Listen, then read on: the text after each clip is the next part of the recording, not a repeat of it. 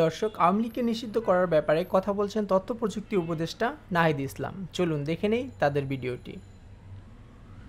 আপনারা সেটি করতে পারেন, কিন্তু সেটা আপনার মুখে বলছেন কেন? আওয়ামী লীগের রাজনীতি নিষিদ্ধ ঘোষণা করেন, এটা আপনার মুখের কথা তো এটি কেমন কেমন মনে হয় যে এটি মানে একটা প্রত্যেকটা জিনিসের একটা ইয়া আছে না, আপনি তো নিষিদ্ধ করতেই পারেন ইচ্ছা করলে।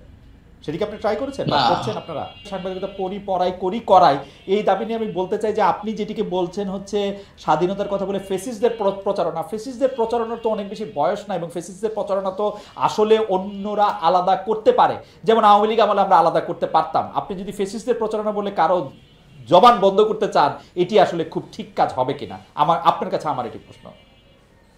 না দেখুন, এখন তাহলে আপনাকে আরো মূল জায়গায় আসতে হবে যে আওয়ামী লীগ কি রাজনৈতিক কার্যক্রম এই মুহূর্তে করতে পারবে কিনা, বাক স্বাধীনতা বা রাজনৈতিক স্বাধীনতার কথা বলে। এখন আওয়ামী লীগ ফ্যাসিজমের সাথে জড়িত, গণহত্যার সাথে জড়িত, এবং তার বিচার প্রক্রিয়া চলছে।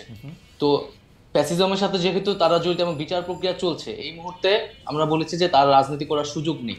তা আওয়ামী লীগ দল হিসেবে যেহেতু তার রাজনীতি করার সুযোগ নেই, তার আদর্শ প্রচারণা করাও আসলে সুযোগ নেই। তো সেই জায়গা থেকেই না, সেটি সেটি সেটি সেটি আপনাদের সিদ্ধান্ত। আওয়ামী লীগ যেমন মানে তার সরকারের নির্বাহী সিদ্ধান্তে সে জামাত ইসলামের রাজনীতি নিষিদ্ধ করেছিল, আপনারাও সেটি করতে পারেন, কিন্তু সেটা আপনার মুখে বলছেন কেন? আওয়ামী লীগের রাজনীতি নিষিদ্ধ ঘোষণা করেন, এটা আপনার মুখের কথা তো এটি কেমন কেমন মনে হয় যে এটি মানে একটা প্রত্যেকটা জিনিসের একটা ইয়া আছে না, আপনি তো নিষিদ্ধ করতেই পারেন ইচ্ছা করলে। সেটিকে আপনি ট্রাই করেছেন বা করছেন আপনারা? যে আপনি বলছেন যে আওয়ামী লীগ রাজনীতি করতে পারবে না, কিন্তু সেটি আপনারা রাষ্ট্রীয়ভাবে সিদ্ধান্ত নেন, সরকারিভাবে সিদ্ধান্ত নেন যে আওয়ামী লীগ রাজনীতি করতে পারবে না।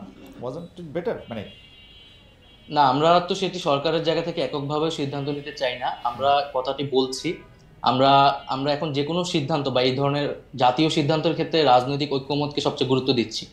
ফলে রাজনৈতিক অন্যান্য দলগুলোরও এই বিষয়ে মতামতের প্রয়োজন আছে।